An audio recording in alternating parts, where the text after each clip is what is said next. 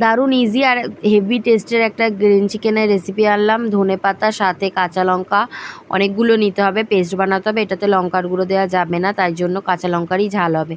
আর নিয়ে নিতে হবে 700 গ্রাম চিকেনের জন্য 3টে বড় বড় সাইজের পেঁয়াজ কুচি, আর আদা রসুন বাটা। সর্ষে তেল দিয়ে চিকেনটা ম্যারিনেট করে রাখতে হবে, যেভাবে আমি করছি ঠিক সেইভাবেই করতে হবে, নালে ভালো স্বাদ পাবে না।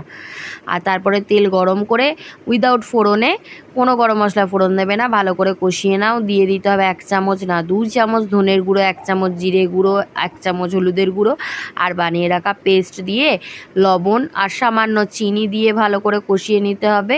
দিয়ে দিতে হবে 1 কাপ মতো ফ্যাটানো টক দই।